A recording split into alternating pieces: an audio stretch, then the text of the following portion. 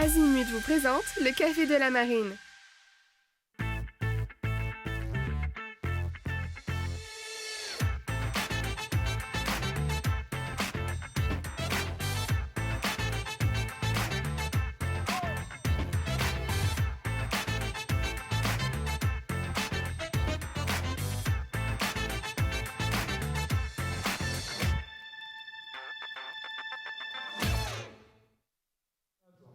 Bonjour à tous, bienvenue dans le Café de la Marine, le Télégramme. Depuis la Cité de la Voile Éric Tabarly à Lorient, nous sommes toujours contraints d'enregistrer notre émission à huis clos. Un Café de la Marine qui va être très largement consacré au décryptage du Vendée Globe sous le regard aiguisé de Sébastien Josse qui nous fait l'amitié d'être avec nous. Sébastien qui a accompagné Nicolas Troussel dans sa préparation au Vendée Globe. C'est hélas le premier abandon de cette édition. Le skipper de Corom l'Épargne a dématé lundi matin dans le nord-ouest du Cap-Vert. Nous allons en parler et revenir aussi sur les faits marquants de ces 10 premiers jours de course. Bonjour Sébastien. Bonjour à tous. Alors on le disait, tu as accompagné Nicolas Troussel dans sa préparation au Vendée Globe. Tu étais même son remplaçant. On imagine que toute l'équipe est encore un peu sonnée. Ben oui, c'est vrai qu'on ne s'attendait pas vraiment à ce genre d'avarie. On savait qu'il y aurait certainement plein d'embûches sur le parcours. Le dématage a coupé court, en tout cas, à cette édition pour Nicolas. Malgré, les conditions étaient plutôt agréables. C'était l'Alizé. Certes, il allait vite, mais c'était des conditions vraiment plus que maniables. Et il avait navigué plutôt prudemment jusque-là. Donc c'est une autre histoire qui commence. Alors Nicolas s'est débarrassé bien sûr du gréement pour éviter d'abîmer la coque. Il fait route maintenant au moteur vers le Cap-Vert. Est-ce qu'on sait mieux ce qui s'est passé ? Alors déjà, le dématage est survenu de nuit, donc il n'a pas eu vraiment de visuel sur l'action. Il a pris des photos donc des pièces restantes avant de se libérer du gréement pour éviter le suraccident, justement pour pas abîmer sa coque. Et maintenant, il est en route vers Mindelo, une île au Cap-Vert. Je crois même qu'il est déjà arrivé. Et pour rapatrier le bateau courant décembre. Alors c'est un projet où vous avez un peu couru après le temps puisque Corom était le dernier mis à l'eau. Il a été mis à l'eau en mai. Est-ce que en fait le délai était trop court aussi pour une parfaite fiabilisation du bateau ? Alors c'était une mise à l'eau certes Un peu tardive, voilà, mais Nicolas avait mis en place et Greg Évrard une équipe vraiment de choc avec Nicolas Lundven, avec Thomas Rouxel, avec moi-même, et aussi un programme de navigation très dense. On a fait au mois de juillet, au mois d'août, des navigations d'une quinzaine de jours, donc qui nous permettait quand même de valider le bateau dans des conditions fortes. On a aussi délaminé les fonds de coque, donc on a eu les mêmes avaries entre guillemets que les autres concurrents qui avaient mis leur bateau. Donc il a été vraiment éprouvé. Voilà, et donc ça, c'était court, mais on partait plutôt confiant sur le Vendée Globe. Ouais, Nicolas Troussel avait l'air d'ailleurs justement assez confiant et assez à l'aise sur son bateau, sur ce début de course. Sébastien, tu as vécu toi-même un abandon sur le Vendée Globe 2016, alors que tu étais 3e au sud de l'Australie. Alors des conditions extrêmes pour toi, à l'inverse, 40 nœuds et 8 mètres de creux. Tu as eu une avarie majeure sur ton foil bâbord. Qu'est-ce qui se passe ? Qu'est-ce qui est passé par ta tête ? Quelles sont les émotions quand on subit une avarie comme ça et que c'est un arrêt net et direct? On a beaucoup de sang-froid. Au début, on n'y croit pas. Et puis très rapidement, la réalité vous rattrape. On voit que le bateau est à l'arrêt. On se rend compte des dégâts matériels qui sont au-delà de vos compétences. Un foil qui casse ou un mât qui tombe, on n'a pas grand-chose à y faire. C'est la fatalité. Après, on pense vraiment à cette énergie consacrée en équipe depuis des mois ou des années qui s'arrête comme ça en un quart de seconde. Donc, il faut penser à l'avenir, au futur. Les projets continuent souvent et ça permet de rebondir. Mais c'est vrai que ça marque un dématage ou des accidents majeurs. Ça marque la vie d'un marin. Ouais. Surtout, j'imagine, quand on est aux avant-postes. Combien de temps il t'a fallu pour digérer, accepter cet abandon ? Alors, on est tous différents. Moi, j'essaye de passer très vite à autre chose en m'aérant le plus possible. Après, ça dépend si les projets continuent, s'ils s'arrêtent. On n'a pas du tout la même philosophie. Voilà, quand le projet s'arrête, on a l'impression que c'est un acte manqué. Quand il y a une suite au projet, que le partenaire continue et croit encore dans votre aventure, ça permet de rebondir plus facilement. C'est la même donne pour réavancer. Alors on voulait vous montrer juste une image. C'est la tête d'Alex Thompson au moment où on lui a appris justement le dématage de Nicolas Troussel. Il n'était pas au courant, hein. C'est la direction de course qui lui a annoncé. Extrêmement surpris. Il s'est dit très triste évidemment pour l'équipe et puis aussi inquiet parce que forcément c'est les mêmes gréements pour tous les bateaux. C'est une particularité même si on n'est pas dans de la monotypie. Forcément ça inquiète de savoir ce qui s'est passé avec ce mât. Alors, autre fait marquant quand même de cette première semaine aussi, c'est le retour au Sable d'Olonne de Jérémy Bayou, qui lui a connu une succession d'avaries et n'était pas certain de pouvoir reprendre la course quand il est rentré le samedi au Sable d'Olonne. Donc, toute l'équipe de Charal, c'était 20 personnes jour et nuit à travailler d'arrache-pied pour remettre le bateau en état. Le triple vainqueur de la solitaire, qui était un des grands favoris, a décidé de repartir malgré le retard énorme pris sur la concurrence. Donc, Jérémy a quitté les Sables mardi après-midi sous une foule d'encouragement. Les Sablais étaient cette fois très présents sur les bords du chenal pour l'encourager. C'est son 4e Vendée Globe, mais en quittant le ponton, Jérémy a dit « je pars un peu dans l'inconnu, c'est un autre registre ». C'est quand même une toute autre histoire qu'il avait imaginée et qu'il va falloir écrire, Sébastien, maintenant. Oui, on connaît Jérémy, c'est un compétiteur qui lâche rien, qui partait clairement pour la victoire. Il avait un projet avec un rétro-planning quasi parfait. Et c'est vrai que quand ça s'arrête aussi rapidement sur un OFNI, il faut savoir changer son fusil d'épaule. C'est un peu la course de la résilience. La course de la résilience, déjà faire un Vendée Globe, c'est une chance. Après, quand on est compétiteur, c'est difficile de partir 7 jours après tout le monde. Et justement, comment est-ce qu'on arrive à se remotiver? Là, il accuse 3000 milles de retard quand même sur le groupe de tête. Comment on se remotive, Seb, quand on se remotive parce qu'un Vendée Globe, c'est jamais fini, c'est jamais écrit. Aujourd'hui, il y a un leader au classement qui sera peut-être pas là, le même dans une semaine et qui sera peut-être pas là à l'arrivée. Et voilà, Jérémy, il a un bateau qui est ultra performant, donc il va pouvoir remonter au moins la moitié de la flotte.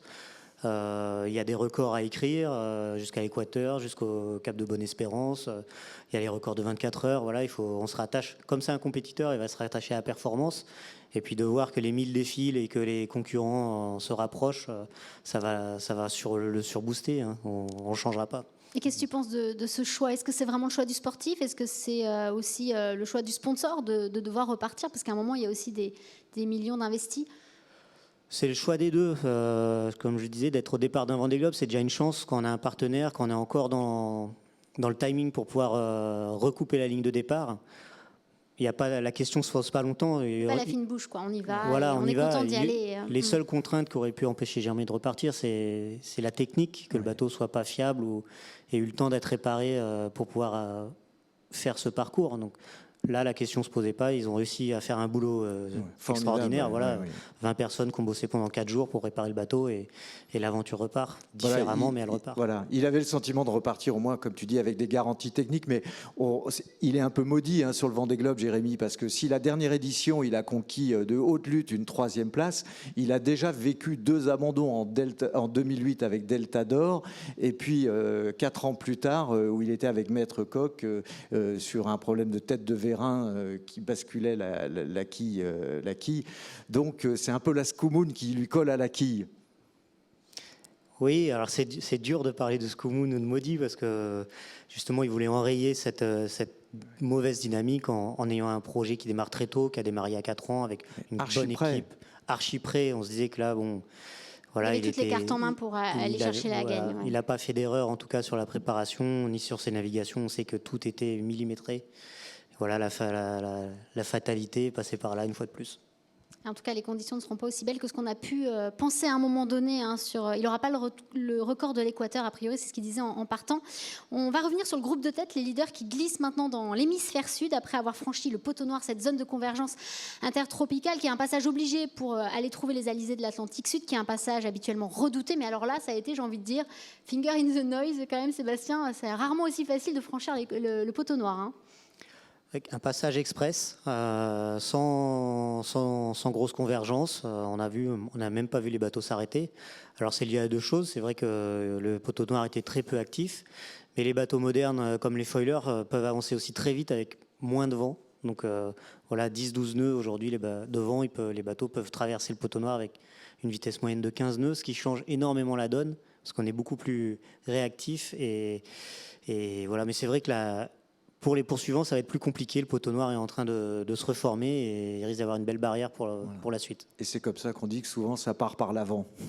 Voilà, et là, ça va vraiment partir par l'avant pour Avec un les poteau 5 noir premiers. qui va être plus actif. Et justement, on va retrouver un skipper qui nous fait l'honneur d'être avec nous, qui a franchi ce fameux poteau noir et qui glisse maintenant dans les alizés de l'Atlantique Sud. C'est Charlie Dalin qui nous fait le plaisir d'être avec nous. Bonjour Charlie. On disait à l'instant, hein, ça y est, le poteau noir a été franchi. Tu évolues actuellement en 3e position. Comment est-ce que tu te sens? Comment ça va à bord? Comment je me sens? Bien. Tout va bien. Là, on est sur voilà, quelques jours, ça va. Sur une période où le bateau va vite, là, on est sur des vitesses assez élevées. Et aussi sur les jours, je pense là aujourd'hui, aujourd'hui c'est les jours les plus chauds à bord d'Aspilia, sur de la descente de l'Atlantique. Ça devrait commencer à baisser après, mais voilà, j'ai franchi l'équateur hier.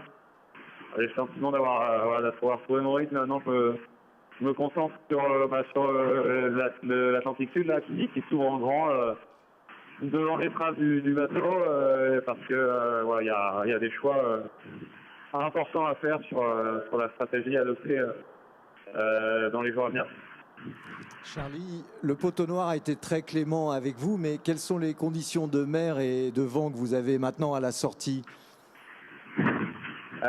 Les conditions de vent qu'on a, en fait, le vent est quand même plus est que d'habitude.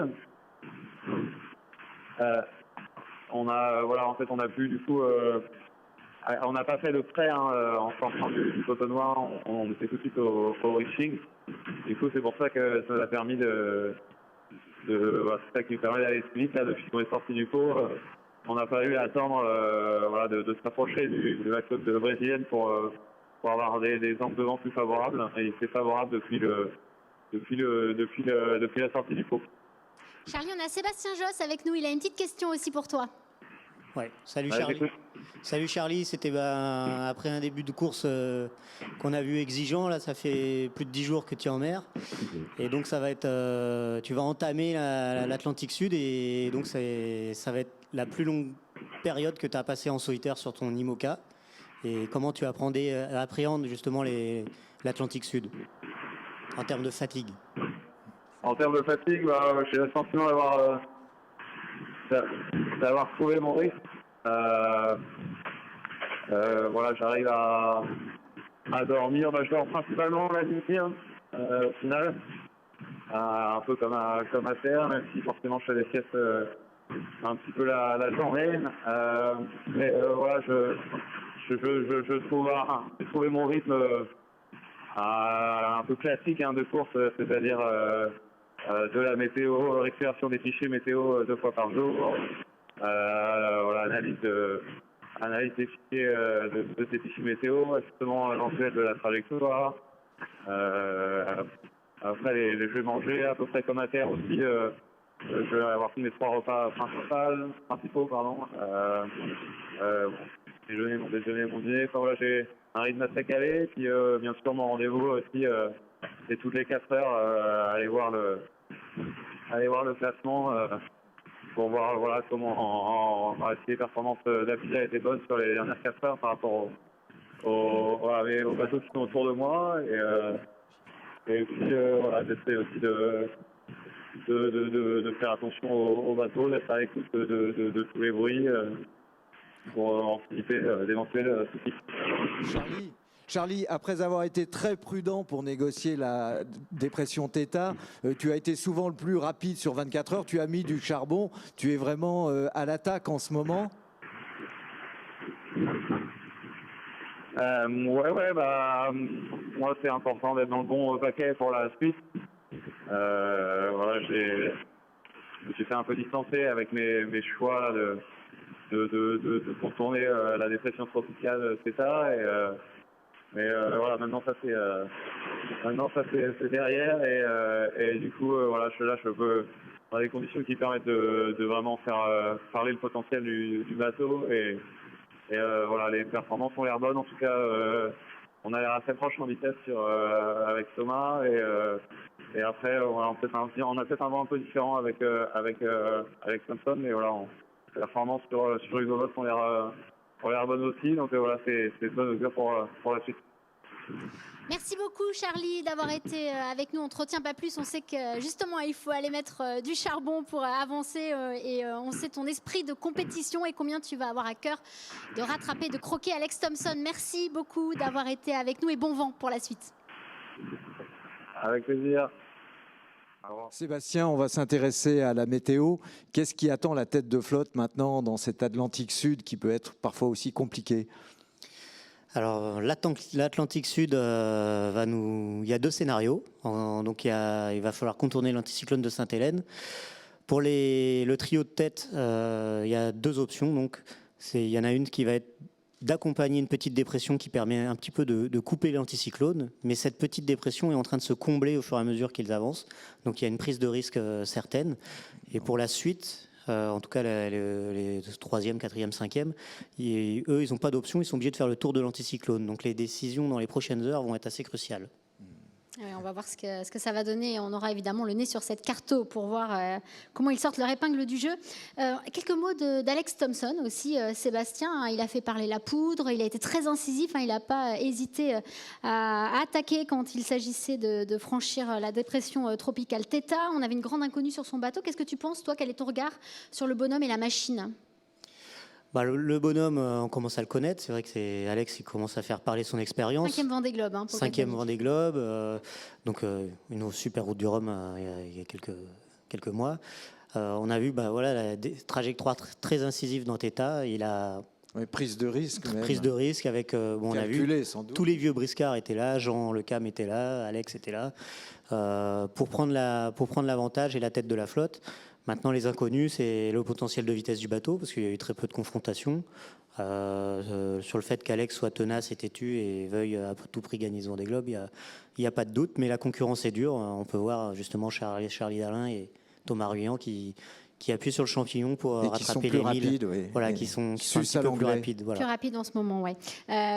Tu le disais, hein, les bateaux de dernière génération ont été plutôt conservateurs, n'ont pas exprimé tout leur potentiel, et il y avait donc des vieux briscards comme Jean Lecam qui ont tenu la cadence et qui se sont même retrouvés, Gilbert, aux avant-postes sur cette première semaine de Vendée Globe. C'est vrai que le roi Jean, comme on l'appelle, il a été bluffant durant cette première semaine. Il a vraiment donné une leçon de grand large par des trajectoires limpides. Alors l'explication, Jean, hein, c'est un cocktail, c'est 45 ans de carrière au compteur, c'est 5 Vendée Globe pour 5 lui Vendée aussi, Globe, ouais. et c'est Niac, il est toujours habité par le démon de la compétition. Et puis ce qu'on trouve remarquable aussi dans le projet, c'est que Jean, il a quand même des moyens limités pour cette année. Il s'est préparé dans son coin, sans confrontation, avec une petite équipe, mais il a une telle expertise technique, il fait partie de cette génération de coureurs constructeurs, qu'il a encore optimisé son plan phare avec lequel Michel Desjoyaux s'était imposé en 2009. Jean, moi je dirais, hein, c'est vraiment le dernier des Mohicans.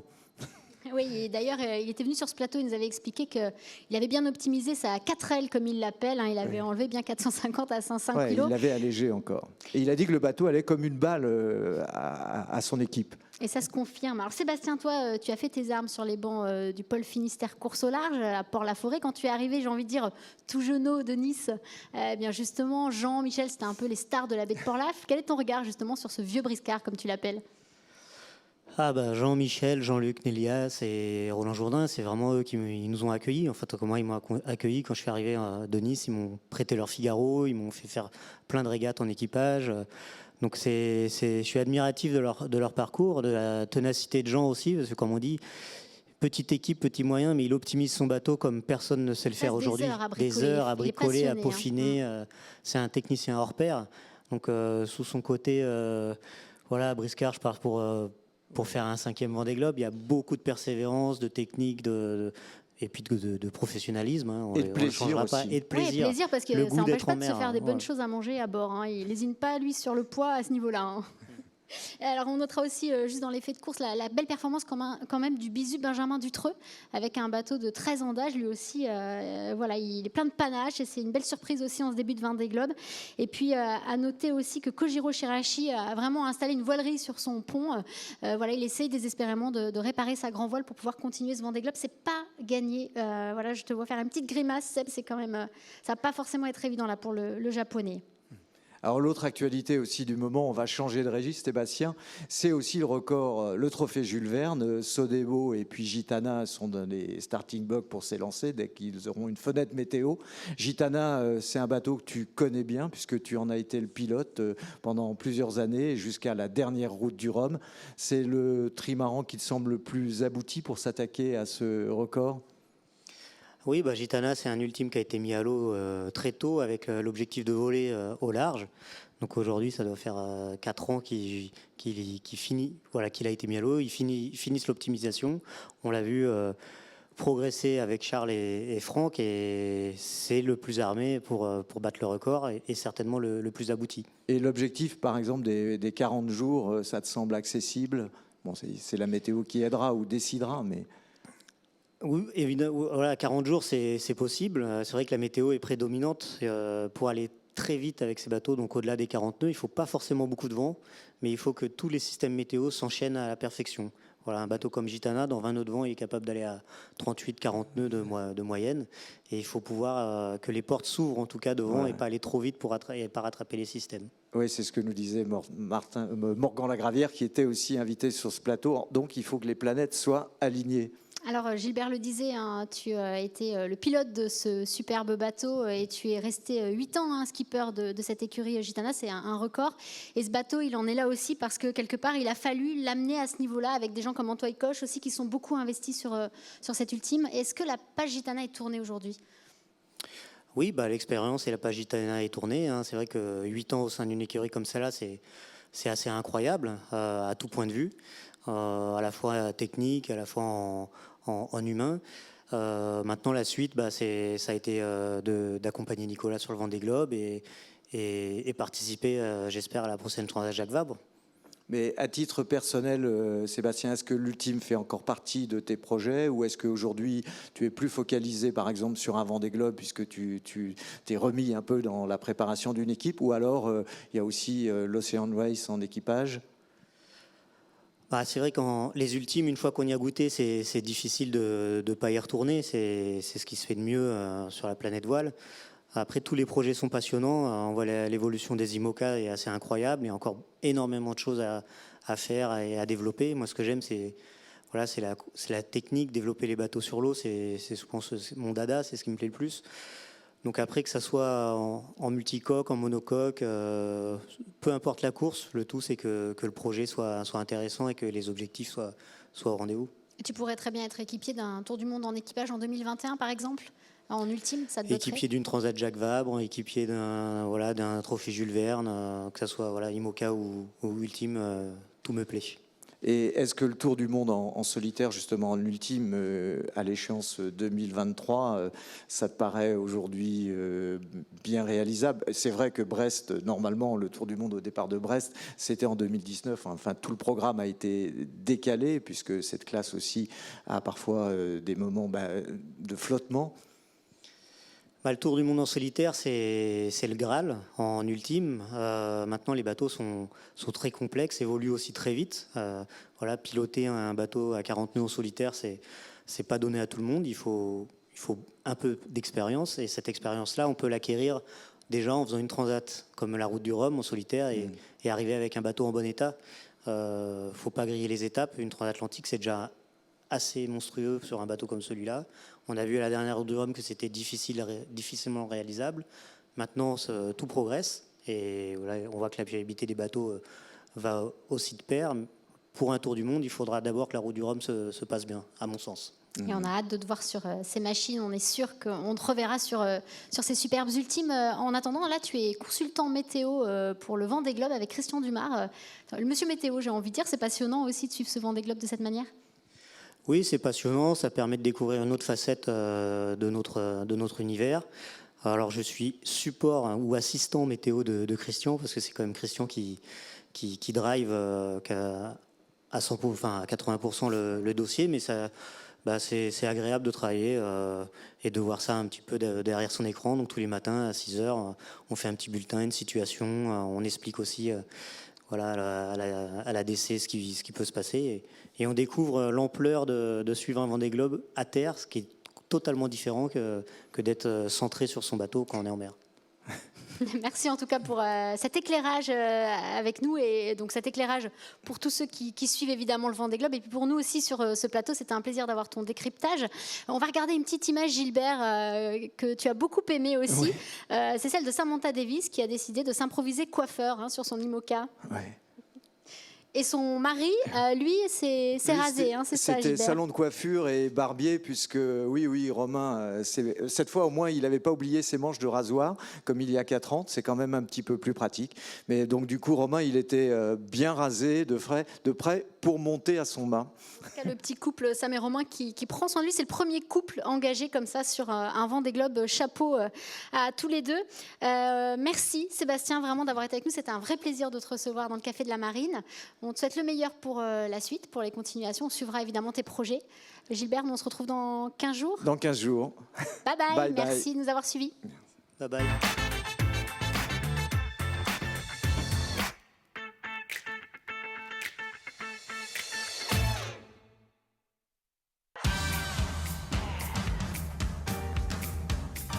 Azimut vous a présenté le Café de la Marine.